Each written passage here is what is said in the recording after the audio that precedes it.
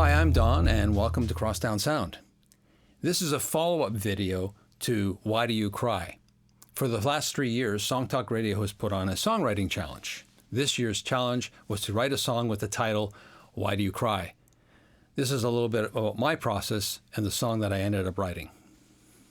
I never thought I'd ever write a song like this. It sounds like it might belong in a musical, complete with Gene Kelly performing a tap dance solo on someone's kitchen table during the instrumental section. I do like music-related movies like, The Wall, Rocky Horror Picture Show. I like mockumentaries like Spinal Tap and a lot of other music-related movies. I'm not really a big fan of musicals, like in the Broadway sense.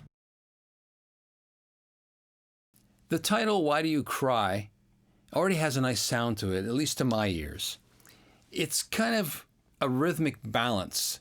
It's got this flow to it. Why do you cry? And it's already got built-in rhymes. It's almost like a rhyming mirror. If you were to take why do you cry, and you put a little mirror in the middle here, do and you are rhyming mirror, and then why and cry. Yeah, strange analogy, but I think that's why it has a nice flow to it, and why it lent itself very quickly to finding a melody line. It's a real memorable song title, for me at least. It's easy to remember. If you listen to the song, you might wonder, why the hell is it missing in the choruses? Well, I used it a number of times in the verses, and the bridge actually starts with, why do you cry? So I think I already used it enough times already.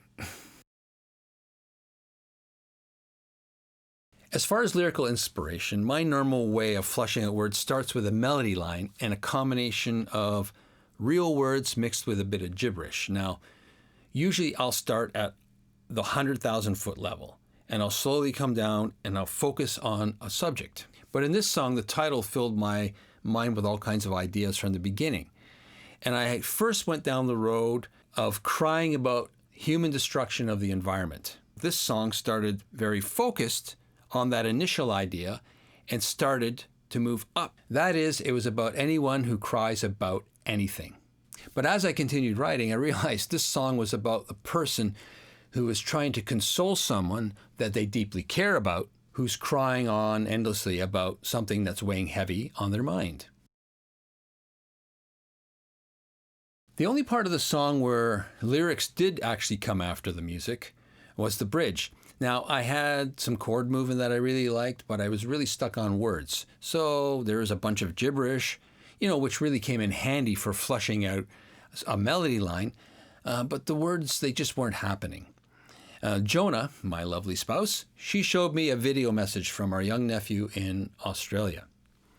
He was talking about floating away like a balloon, and the message had an accompanying video of a balloon floating up into the sky.